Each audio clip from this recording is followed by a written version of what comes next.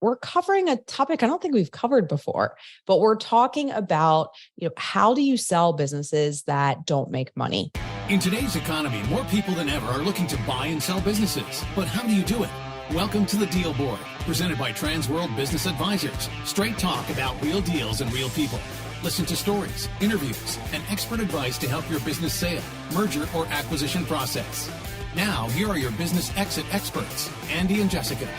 Welcome back, everybody. And today on the Deal Board, we're covering a topic I don't think we've covered before, but we're talking about, how do you sell businesses that don't make money? And I want to put a caveat on this too. First, Andy, this is not because we're worried about the economy or anything like that. There are businesses that don't make money that sell every year, no matter the economy. They're just out there, and these deals get done, right? Yeah, I mean, we've at one point, and it might have been during the economic downturn or COVID, but almost 25% of the businesses that were out there were asset value. They were selling for the basis of their assets instead of because of their income. So. Right. And I mean, on the Deal Board, we've talked a lot about the market method and multiples of earnings are 2 times, right? So, but there's also, you mentioned this, there's also a different way of valuing businesses. And you've got a great guest that talks to us about that today as well. Yeah, I have Shelia Darby from BizWorth. And she comes in and talks about this. Specifically, there's 3 ways to value a business. There's the income method, there's the comparable method, which both usually use some sort of level of income or sales. And then lastly, there's an asset method. And assets can be hard assets, things you would think about like equipment and inventory, and they have fixtures that are built into the leaseholds. Plus, there are intangible values. So there could be customer lists and phone numbers and websites and IP, and there could be, software, all kinds of things that are put into place that other businesses may be able to buy for really less than. So usually when BizWorth goes into a business, they're valuing the business based on market value. But that market value doesn't necessarily mean that's what it's worth to you. Yeah. So it's interesting. It's just a different way to look at valuation and begin the negotiation process. And there are buyers that are out there looking for businesses that have hard assets or, in these intangible assets. And they're not as concerned if they're cash flowing, making money or not, because they might have a better use for those assets as well. Yeah, I mean, a great example of that is restaurants right now, right? So restaurants in busy cities. So in restaurants in busy cities, we happen to be in Florida, Denver, Texas. I mean, you can't get in a restaurant, and there's a lot of restaurants that are, built out that if you wanted to build out a new restaurant, you would have to go out and hire electricians and plumbers. And what's happening to those labor forces? They're very in demand. You would have to go out and get your stainless steel and your appliances installed. What's happening with that?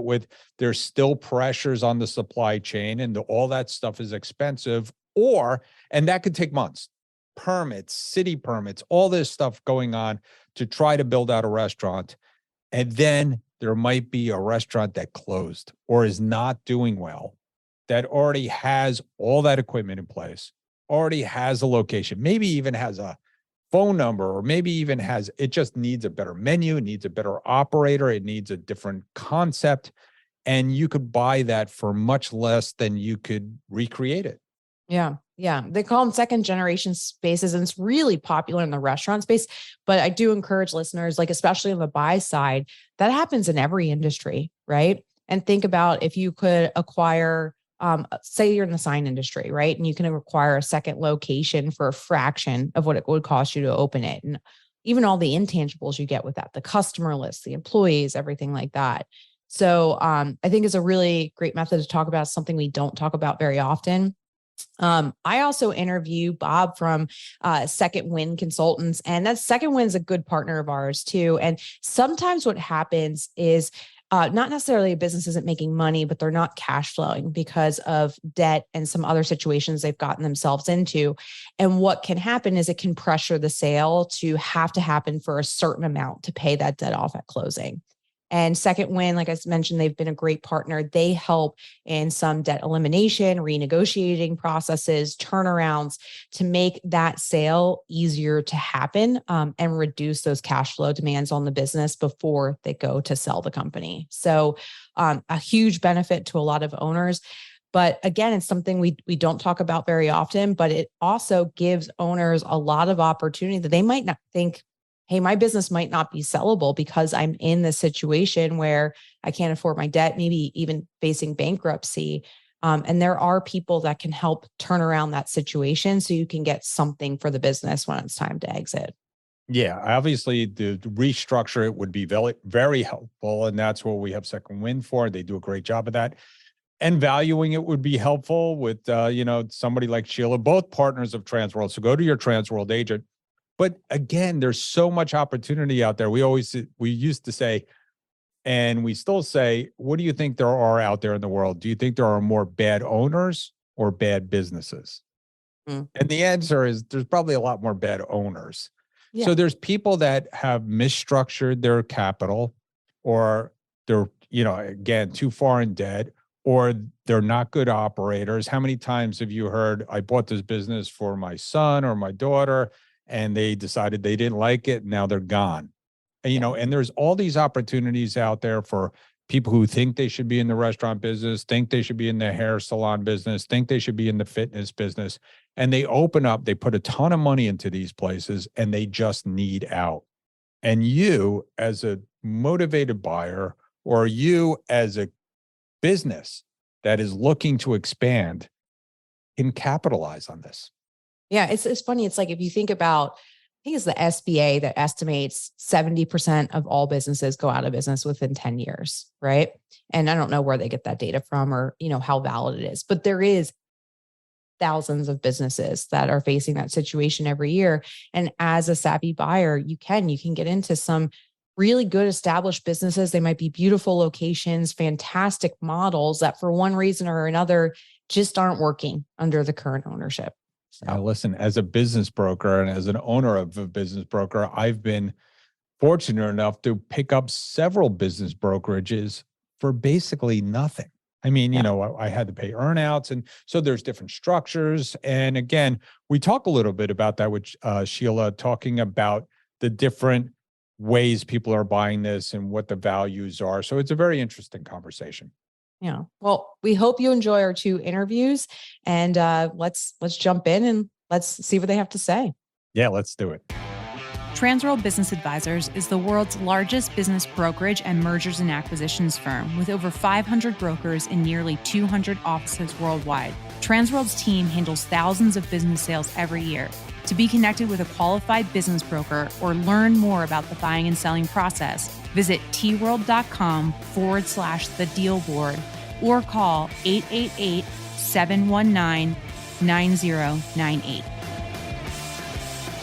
All right, welcome back to the Deal Board, everybody. And as Andy and I mentioned, we've got a couple great interviews for you today. I myself am joined with Bob DiNozzi. He is from Second Wind Consultants. Second Wind is a great partner with Transworld, and they really help us working with some businesses that not necessarily don't make money, but they're having some cash flow issues. So Bob, with that, I'll give it over to you. Just introduce yourself and tell us a little bit about yourself and your background as well. Sure, of course. Thanks for having me, Jessica. My name is Bob DiNozzi. I'm the Chief Growth Officer with Second Wind Consultants. We focus in business restructurings to capture underlying business value, particularly when the balance sheet has become over-levered, which otherwise makes a business difficult to finance or difficult to sell. So we work through reorganizations that separate the value of that business from the liabilities that are precluding its growth or precluding a transaction. Yeah. And I think that's important for us to talk about too, because we work with you guys a lot when it's precluding a transaction, right? Because it's the type of clients that we're running into, but you don't have to be facing a transaction or facing a sale to engage your services, right? It could just be that the debt's preventing growth of the business or sustainability of the business, really. Yeah, absolutely. Look, great businesses come into situations where they're over leveraged for a number of reasons. Could have been a pandemic, could be supply chain, could be credit crunch, which forces borrowers to take out increasingly expensive credit or even dangerous credit like merchant cash advances. It could be supply chain issues. There are a number of reasons why solid companies with underlying value and good histories get into balance sheet trouble. Now, typically in the lower middle market, and middle market, in those spaces, historically, tools involving, and big word here, reorganization, haven't been available. Those are typically reserved for, the American Airlines and the Toys R Us and the large companies.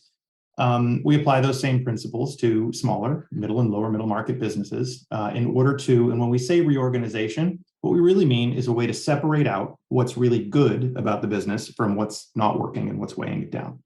Yeah. I love it because, we do hear like the bailouts and stuff like that and the reorganizations on the larger side, but there's not a whole lot of companies that provide services like yours. And my intuition is a lot of people that are listening to this interview right now, probably this is their first introduction that type of service is available for a business their size. So let's dive a little bit into what would be some of the identifiers or situations that a business owner might face that should prompt them to say, hey, I should have a conversation with Second Wind. Sure. There's a spectrum. On the worst end of the spectrum, which is not the only time to think about employing these strategies, but if a business has become so over-levered that it's considering a bankruptcy plan, for example, that would be a great time. Because something not a lot of people know is that bankruptcy plans simply do not work for middle market and lower middle market businesses. They have an abysmal failure rate in terms of reaching a successful discharge. Additionally, if you're at the point where your business is unfinanceable by conventional means, meaning you don't have an asset base to leverage through a traditional asset-based lender or factoring lender, and you find yourself considering a merchant cash loan, although they're not really loans, that's what they're called. That would be a good time also. So the business doesn't need to be insolvent either. I mean, a lot of times we will work with intermediaries or would-be sellers when, for example, the liabilities are such that the business can operate and service its debt, but not much more. And at that point, the owner is working for the bank. So there's not so much debt on the balance sheet that you can't operate the business. But there is enough debt on the balance sheet that you can't finance the business or exit the business.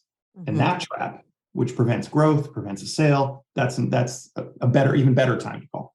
Yeah. Yeah, I know. And we run into the situations a lot. And I've recently sent you guys over a couple deals where the debt will be more than what the business is worth. Right. Sure. So then what ends up happening is in a sale is what the seller needs to get out of a sale is unrealistic in the marketplace. Right. And that doesn't mean it's not like they wouldn't be happy with the money. It's going back to working with the bank is because every dollar of the proceeds of the sale would go to the bank. Right. And then there would be a gap still that they would have to come to the closing table. So that's a lot of the situations we face in Transworld where we're bringing in Second Wind first. So, right. So the idea is, an over-leveraged balance sheet creates an inability to bridge a gap.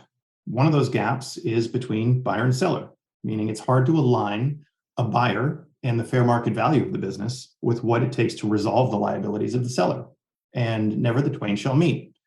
So when we take the business through a reorganization, we solve that problem. And rather than a seller thinking their only path to exit is by asking somebody to write a check for more than their business is worth, we do it slightly differently. We reorganize the business, allowing a strategic reorganizational partner that we'll identify together with the current owner to come in and acquire the business at asset cost. And what we're doing is we are transferring the business operation from the operating entity with the liabilities to a new clean operating entity with no liabilities. And now seller and reorganizational partner relaunch the business together. And as they hit their operational and EBITDA targets, they exit together.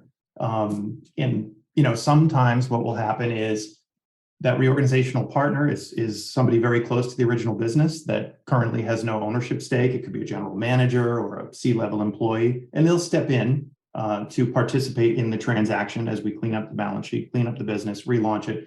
But the important point is then what you're doing is you're taking that business to market on a fair market footing. You're not trying to sell a, quote unquote, distressed business. No one likes that word, or even a business with liabilities. You're selling that business for its underlying value.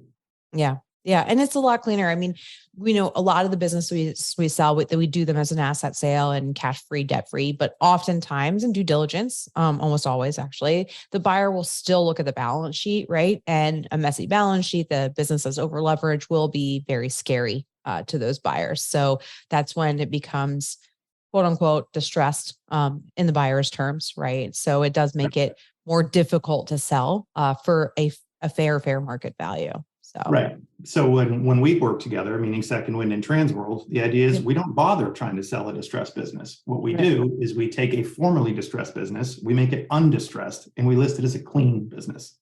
And that actually ends up creating not only value for a buyer, but it creates an exit for a seller that was otherwise impossible, and a transaction that at best would have been a marginal transaction, if any transaction at all.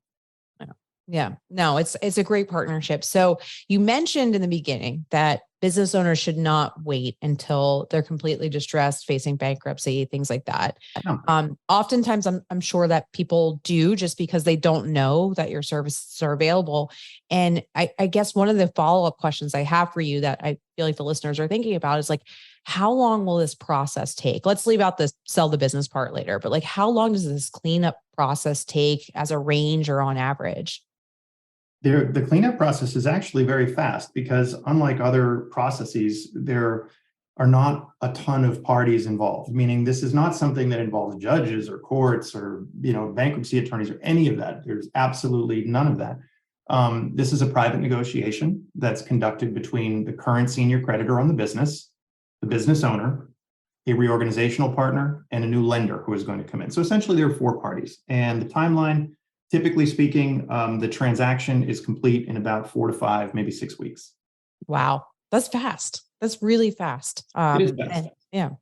And now what we do is, the part where we are with the business owner longer, this doesn't necessarily apply to those who are looking to make an exit. But let's say we have an owner come in and they're not quite ready to exit yet.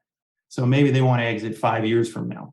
So their intention is to stay in the business for whatever reason, for some amount of time.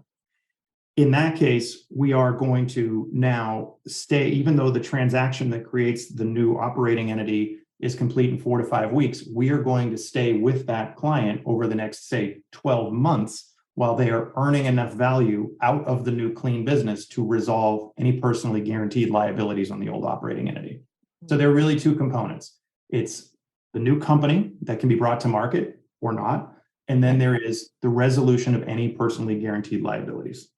Okay. Those are the two parts. So we represent both the transaction that relaunches a new business, and we represent the owner in making sure that they resolve their liabilities. Yeah, which is also very important to bring up, because sometimes too, owners don't realize what type of personal guarantees that they have on some of these liabilities as well too. And that's just as important, probably more so to clean up for them as well as the balance sheet of the business too. It absolutely is. It absolutely is. So let's talk about, is there situations where Second Wind wouldn't be a fit or can't help, or situations that owners should avoid when thinking about taking on liabilities that are going to prevent them or reduce their options in the future? Typically, for going through any process, whether it was a bankruptcy process, which I would never advise, or our process, there needs to be generally speaking, a certain level of revenue in order to make it worthwhile going through this process. So, businesses with 2 million in revenue up typically will qualify to make the expense of going through a process worthwhile. We are industry agnostic, work across the country. No, there really isn't anything a business owner could do that would preclude them from going through the Article 9 reorganization process. No. Okay. Good to know. Other than filing a bankruptcy. Oh, yep. It's Other one- than, yep, just jumping and going through with the I- entire bankruptcy procedure. Well, once you're in one, it's very hard to pull you out of one.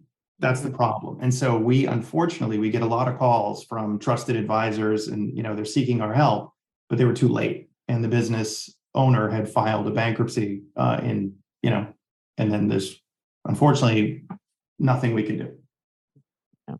Well, before we get to some of our final questions, I do want to talk a little bit about the process, and especially the first steps. Say there's an owner listening and they're 2 million and up, and maybe they're further down the road considering bankruptcy. What would a first conversation, the first steps of your process together look like, just to make them feel a little bit more comfortable in how this would work? Yeah, the what to expect. So the first call is generally a very informal and fairly short call. We call it an assessment. And it's anywhere from 15 minutes to 30 minutes. And really what that is us getting just an overall sense of the business, its revenue, its liabilities, what the problems were, what the goals of the current owner are, and what sort of personal asset exposure and personal guarantee exposure that owner may have. From there, we talk about what kind of relief this model or this process would bring to the business and owner. If the owner elects to, from there, we would schedule a full consultation with a strategist, which becomes the next phase. And that's generally an hour-long call. And there may be several of them as we collect some financial details, et cetera, and look a little deeper and develop what the plan will be. From there, if we decide to engage, there is a team which includes, a case manager, the consulting team that's put together for the case. And we take it from beginning to end. So we're dealing, as you might imagine, with a buyer, with financing, with current creditors, and the goals of the current owner. Yeah. So I wanted to ask you that question too, Bob, because I wanted to have people understand that it's worth a conversation, right? So if you're facing some issues with cash flow and you think this restructure would be a benefit to your business, or if you're an advisor listening, a client's business, it's worth the conversation, right? It's always worth the conversation. There are some surprising fact patterns. So for example, I had a lender call me the other day and he really wanted to help a company out, but they had a 50 million, this is a large company, that a $50 million Main Street loan. And the Main Street loan payments are now coming due and the repayment terms are unsupportable for this business. And so this is a situation where we might come in. Or a factoring lender called eCapital was talking about a situation where there was enough accounts receivable to take out the 8 merchant cash advances that the owner had stacked.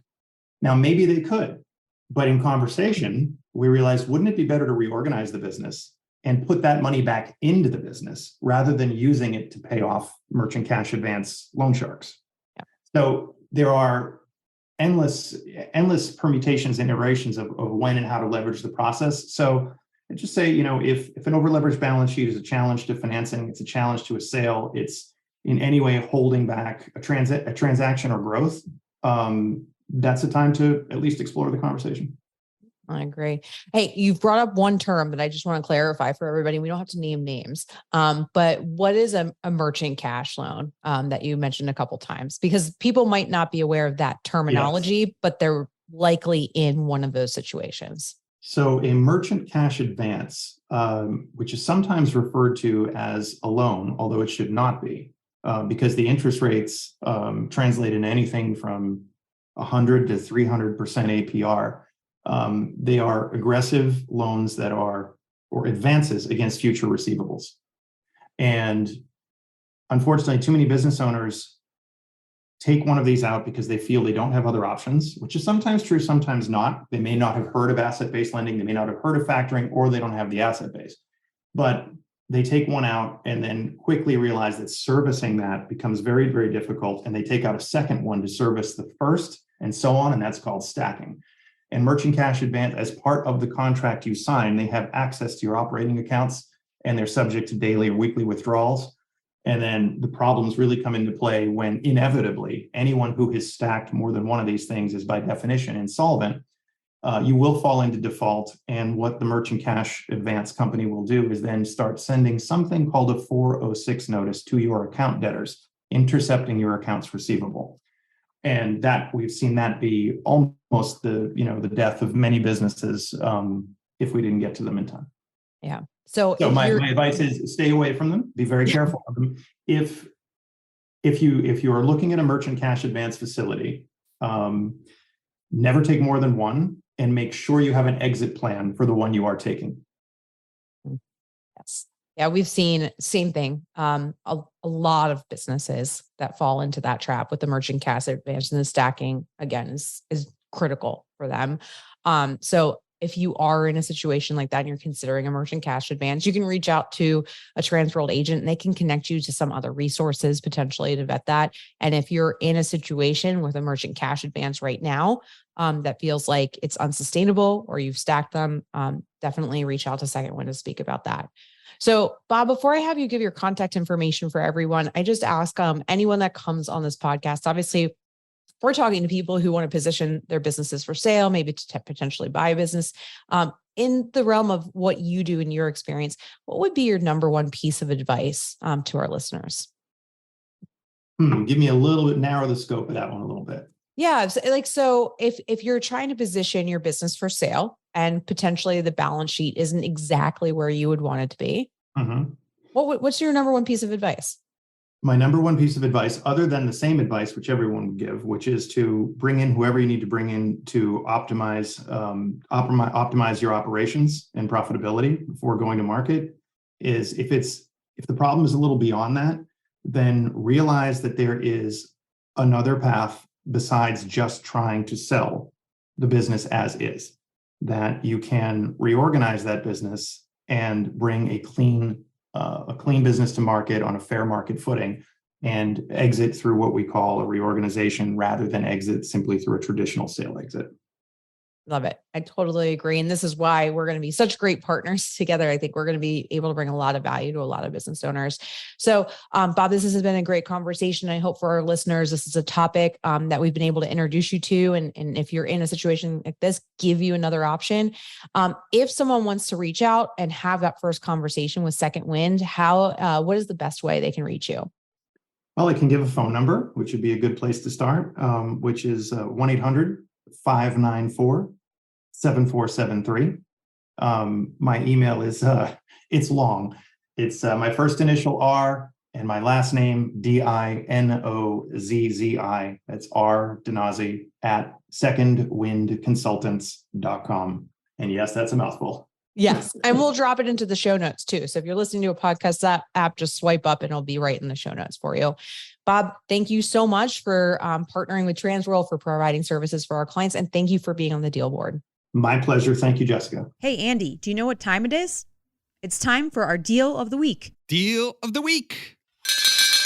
Sold. Welcome back to the Deal Board, everybody. And today I have one of my colleagues and partners from our Transworld Business Advisors of Colorado office, Patrick Bombardiere. Patrick, welcome back to the show. Hey, Jessica. Good to be back. Thanks. Yeah. So you've got a really great opportunity listed for sale right now. Tell us a little bit about it. Yeah, it's a cool business. It's one of those businesses that checks a lot of boxes for, we talk to a lot of different types of buyers. And this is one that is, currently home-based. It's a business that the owner operates part-time, and it's completely relocatable. It can go anywhere in the country. There's no magic to it being in necessarily in Colorado, even though that's where it's being operated out of. The owner of the business sells and distributes different products on Amazon and other places, direct fulfillment himself and wholesalers and consumers, but mostly through Amazon. It's an Amazon-based business.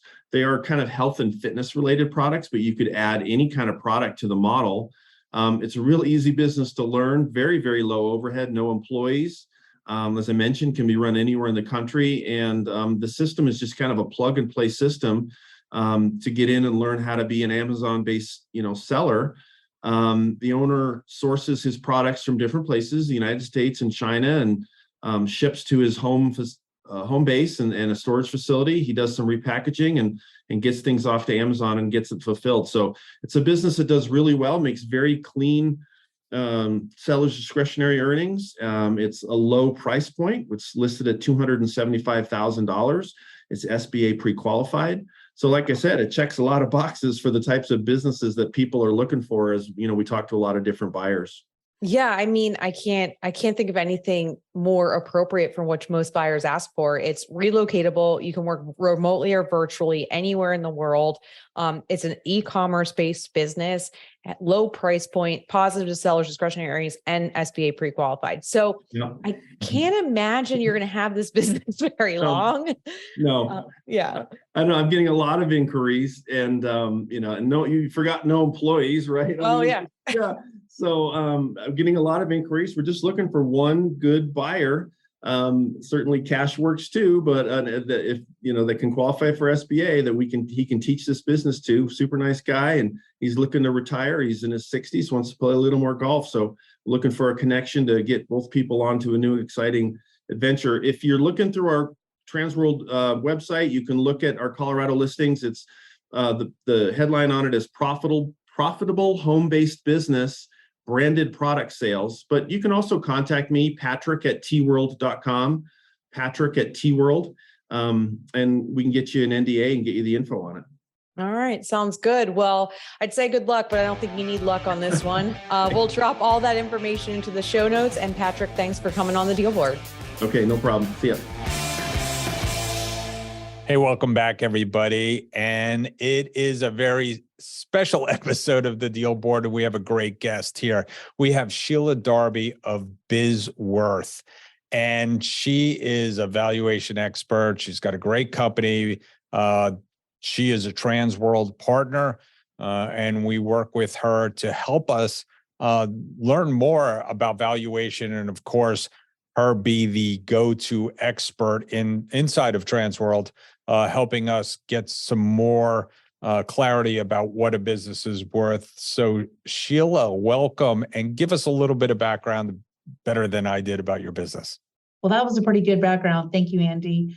I've been doing valuations for over 2 decades, and really started out, I went to Baylor University undergrad and Rice University for my MBA. And I've got my CVA, Certified Valuation Analyst, in my MAFF, Master Analyst Financial Forensics. And for 2 decades, the first half of my career was focused in oil and gas, working for a Fortune 10 company, lived in various places across the world doing valuation work, loved it. And those were all strategic valuations. So a very specific buyer buying a very specific project, asset, or company. The last 10 years or so been focused with BizWorth and doing business valuations. And I love it. I love working with business brokers in the Transworld family. And I absolutely enjoy talking to your clients and the business owners. And the valuations range from everything to retail, manufacturing, lots of different service-related businesses. But that's a little bit about the background. That's excellent credentials. I can tell you, I went to get my valuation credentials 20-something years ago, and I learned that I am not that analytical and not great at writing big, fat reports and doing all that research. So I know what goes into those valuations. It's an incredible amount of work, but at some levels, it's a little bit of an art as well, right? It is. And people don't realize that. They think it's a simple mathematical formula. There are all these calculators out there on the internet. They're great lead magnets, lead generators, but they're terrible at valuing businesses, because there is the science of the mathematical formulas, but there's the art and understanding the businesses, what they're going through, et cetera. So. Yeah, we have one of those valuation calculators too. And it is just a conversation starter. I think that's what we're trying to do. And ours is, and what you'll find is, those values are so wide that we're looking for you to pick up the phone. So we could give people a better idea, because when people go to sell a business, as you know, there's so many factors that goes into deciding what it's worth, right? There's a lot of factors. And I think the calculators are great for people to understand that there's a conversation there, and they need to call a Transworld broker to start the conversation. But the art of it comes into what's the history of the businesses looked like? Where's the industry headed? What are some anomalies going on with your specific business? Are there any adjustments that are unique to your business? And really the list goes on and on and on. So every business is so unique and different. Yeah, and let's just talk about the current economic world, right? So, we've had, I would say from 2012 through 2020, we had this kind of like rising, nice kind of run of business out there in the world where businesses were probably stable, but they were probably rising in profits. And then 2020 hits. And then, we have this big upheaval. We have PPP. We have money being thrown around. Some businesses are doing great. Some businesses are doing horrible. And now we're in a position, it's 2023. We just got through the first quarter and we're looking at a possible recession. So how has that changed your business over, let's say, the last 3 to 4 years? In terms of BizWorth, it really hasn't changed our business at all. In terms of we're in a growth stage, but in terms of how we approach valuations, I will say during the time of 2020, 2021, there was a tremendous number of companies that we just had to spend more time on their valuations, especially when we were going through COVID. We needed to understand the impacts that COVID was having on their business, how long we thought it would take for them to come out of it. And then there's some unique adjustments. We were making adjustments related to COVID. I mean, some companies had to really, depending on what type of business they were in, they had to really have a lot of one-time expenses that we had to understand how long they were going to go through and have adjustments. But we did lots of very detailed discounted cash flow analysis at that point. And now we see companies really coming out of COVID. And so we know what that looks like now. But it's been an interesting time. It's spending a lot more time on those valuations during that time period. Yeah, I think what I've seen in the valuation world, and you could correct me if you're wrong, is that we're a lot more focused on what's happening today. I mean, we could look back, but like 2020 is kind of an anomaly, and 2021, perhaps they were doing good or bad in recovering. 2022, let's call it a stable year, quote unquote. And now that we're in 2023, people are really hyper focused, kind of like on the last 18 months to a trailing 12 months kind of thing, right? Right. That's right. That's exactly right. Yeah. Go ahead. No, go ahead. No, go ahead. So, in today's episode, we've been talking about businesses that don't make money and or have a large asset value. There's 3 valuation approaches out there in the world that we've talked about a lot. There's the market method. There's there's an income method, and then there's this elusive method, or not often used in our business because we're mostly dealing with businesses that cash flow or have some sort of cash flow. But now that we're going to 2023, might be a recession, might be businesses coming down in revenues and earnings to maybe nothing or less than nothing. How do we value those businesses? That's a great question. And, every year we get our fair share of just wonderful businesses to value, but they've had a hard time for whatever the reason may be. And we may see an uptick of those during 2023, that if they're in a particular quarter, they may be having a difficult time. What we look at is we look at the holistic picture. And every time we look at evaluation, we are considering all 3 approaches. So we're looking at the market approach, like you mentioned. And in that particular way, if the company's been unprofitable and there's a specific reason why, they may still be able to use the market approach. We'll have to look at the last 3 to 5 years and understand what the reasons were. But particularly for companies that are losing money, it might be appropriate to do a sales multiple. There are some industries that if there's a company that's unprofitable, for whatever reason, there may be appropriate to buy a book of business based on a sales multiple. So that's 1. 2, depending again on what's happening when we look at the income approach, it may be appropriate to do a discounted cash flow analysis and show the company coming out of whatever that event is. So it may still be appropriate to do an income approach as well. and to do a forecast. Where we have to be careful as business owners and brokers is know that buyers likely won't purchase a company that you show a hockey stick of growth for it, because they know that they're going to have to do that for the company they buy. But there might be some reasonable coming out of the unprofitableness of the company, especially if there's a 5-year history of the company being profitable and there's a specific event going on. But then the last one for unprofitable businesses, we may look, and maybe they're unprofitable because they're in a declining industry with margins or something's going obsolete or et cetera, but there might be value with assets, or so whatever the reason may be, there is this thing called the asset approach. And this is a very useful approach for companies that are, one, they could be profitable, but they're holding companies. They hold real estate, they hold investments in other companies. There's holding companies, one. Two, there's the companies that have been unprofitable, particularly unprofitable for a few years. Generally, if it's just 1 year, there might be adjustments that could be done. But if it's been several years that the company's been unprofitable, we can look at the asset approach. And generally, the asset approach is the floor for evaluation. And so in the asset approach, there's a few different mechanisms. There's a book value method. So you just take whatever's on your balance sheet. There's also an adjusted net asset value or method. And that particular method is where we look at all your assets on the balance sheet, but we make sure they're at fair market value today. So if you bought real estate as a business owner 20 years ago, we want to make sure today's market value is on that. And that's a red herring, I guess. I shouldn't go down there because a lot of times we sell real estate separately. So assets, there's a lot of manufacturers out there that have a lot of great assets, and they're not marked at current value. So we'll first make sure that the balance sheet reflects fair market value. But then there's also maybe other intangible value, right? There's the value of your website and customer lists. And so we can talk about that too. But generally, an unprofitable business is worth something. So.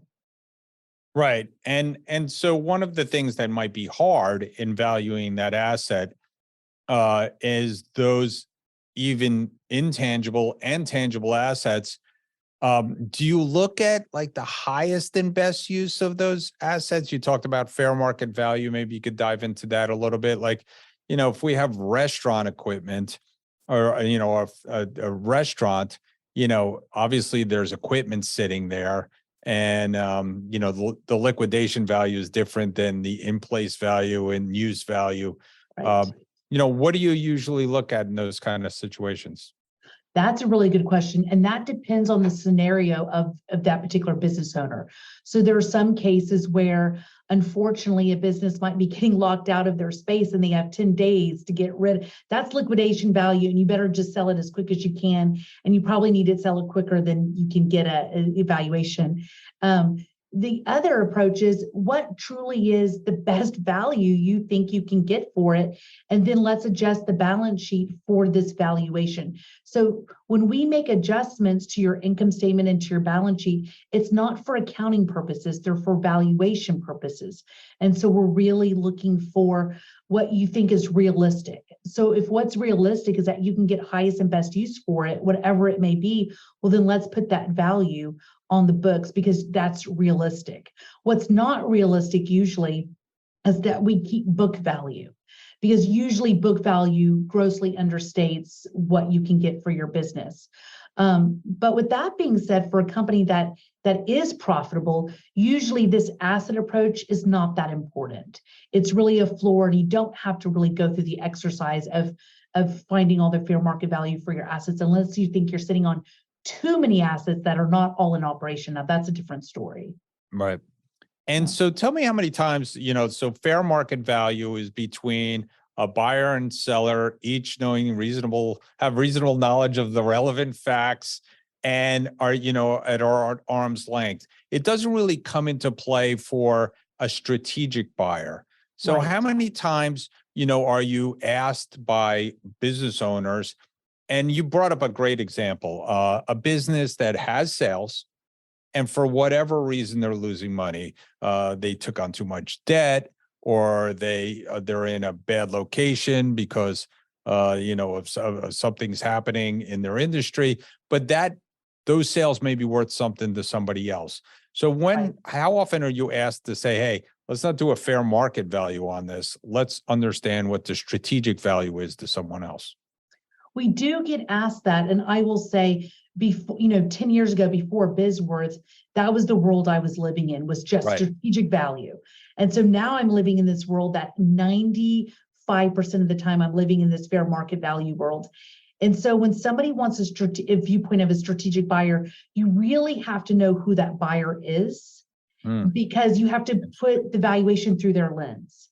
And you have to look at it through their lens, and you have to know what synergies are they going to have. You have to know whether they have to, for example, if you're let's say you're an IT consulting firm, you may have another strategic buyer that's trying to enter your market. And that's actually happening in one scenario. There's a very large evaluation we're working on, and there is an engineer that's in a fifth largest, fourth largest city in the US, but they're going out to a state in middle America, but they have an entry into multiple states into the power utility market. That's a strategic purchase. And that's when you see crazy multiples for EBITDA, et cetera. So if you as a buyer, you want a valuation for a strategic buyer, you probably need to have a good idea of who that strategic buyer is going to be. And then we can. And that's usually a unique engagement that requires a discounted cash flow analysis, and that's where the market approach isn't going to be as insightful, because you have to look at revenues. And based on the strategic buyer, how do you think revenues are going to grow? And then based on expenses, where do you think the savings are going to be? And then you get this valuation, and you have to think about, are they going to be willing to pay me for every single dime of that, knowing that that might be their upper end that they can pay for it, right? So it's probably somewhere between fair market value and the strategic value. If they go higher than strategic value, then it's probably going to be hard for them to justify that to their own owners. Right. Yeah. All right. So great stuff there. And so you talked a little bit about getting valuations. So let's talk about why a business gets a valuation. And so you gave out a bunch of letters by your name, which I know means that you could do certified valuations. Yes. So why don't you also talk about why sometimes you need a certified valuation, and perhaps maybe you wouldn't need that? Oh, there's lots of reasons why you need both. First of all, that's a great distinction. There's certified and non-certified. And in my humble opinion, I truly believe when a lot of owners are looking to buy or sell a business, they don't need certified. They need something with a few less pages than 90 to 100 pages. Right. That's going to put them to sleep probably pretty quickly, but it may not. It's their own business. So when you're looking to buy or sell a business, or you're thinking about 3 years down the road or 5 years down the road, you may sell your business. That's also another great time to start engaging with a broker, because you want to build that relationship and you want to get that initial valuation. And then you can start having a meaningful conversation with the broker or your advisor about, how can I really improve the valuation? That's ideal. But buying or selling a business, strategic planning, just understanding the health of your business, all great reasons to do a broker's opinion of value and non-certified. You also get benchmarking in those reports. So you'll get the benchmarking of, how is your company doing for their gross margin or their operating expenditures, the profitability compared to the industry. That's really helpful information to have in some key ratios. The certified valuations, those are also important, but for very different reasons, right? I will say this: if you're buying or selling a business that has lots of different entities, and you need to understand the valuations of each one of those distinctly, or maybe you need to do a roll-up, but it just is going to take more time to understand what those adjustments are, that's a good reason to have a certified valuation if you're looking to buy or sell a business. It's super complicated, right? That's a great reason. But other than that, the other good reasons for certifieds would be, unfortunately, sometime life throws you some unexpected things, such as a marital divorce, right? Dissolution, or you own a business and you have somebody that's wanting to sell their shares back to the company or to someone else. That's another great one. Partner buyout, buy-in. Capital raises, great reason to have a certified. A capital raise, we treat a little bit differently than just a fair market valuation. And we use comps from a different type of database that has capital raises pre and post money. Other good reasons are very common would be your gifting, right? If you're going to gift part of your business to a friend, family member, or to a 501c, the IRS wants to see an appraisal, right? Signed by the certified individual. And other good reasons would be litigation. And so unfortunately, sometimes there's lawsuits in business and you want a certified if you're going to court. So those are some reasons.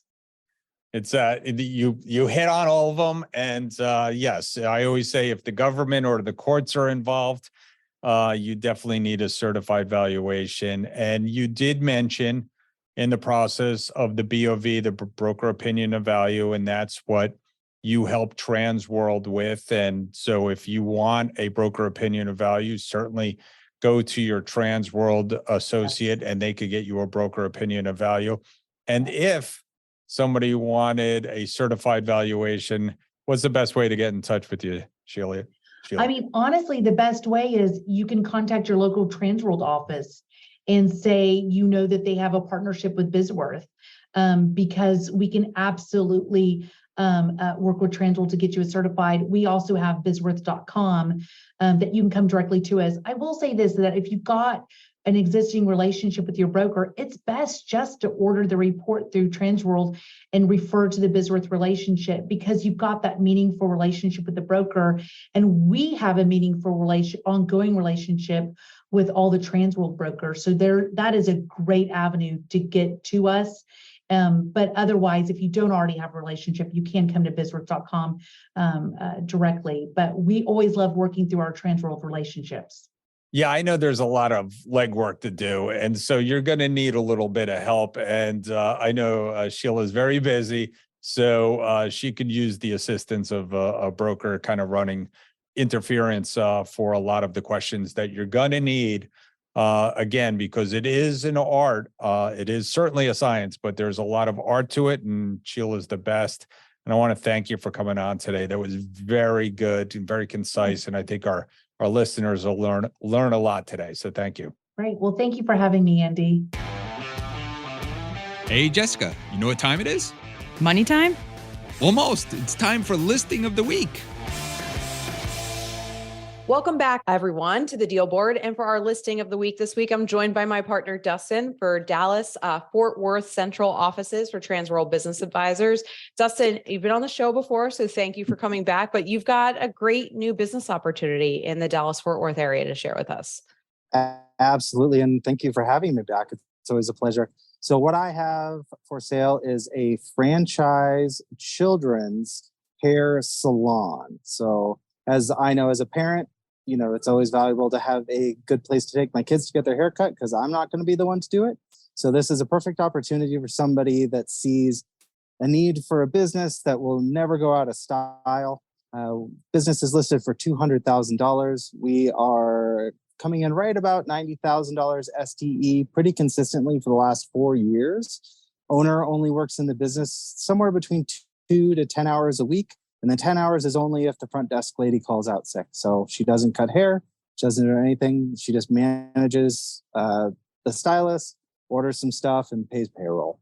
Great opportunity for somebody with an E2 visa need, or just somebody looking for a side business, or if they want to get out of the corporate world and jump into their first bit of owning their own opportunity. Yeah, it's a great starter business, great E2 business. So I'm sure you're going to have a lot of interest on this business, Dustin, but if someone's listening to the podcast and they're interested in this business or possibly working with you on another opportunity in the Dallas area, how can they get in touch with you? All right. Well, the best way is always going to be to give me a call, 970-618-9330, or shoot me an email, and that's going to be DAudet, which is AUDET, @tworld.com. Awesome. And we'll drop all that information into the show notes too. Dustin, thank you so much for joining us on the Deal Board. Thank you, Jess. Thanks for tuning into the show today. If you like the podcast, share it with your friends on social media. And don't forget to subscribe and leave us a review on your favorite podcasting app. If you have questions, would like to appear, or have suggestions for topics for the show, get in contact with us through our website, thedealboardpodcast.com.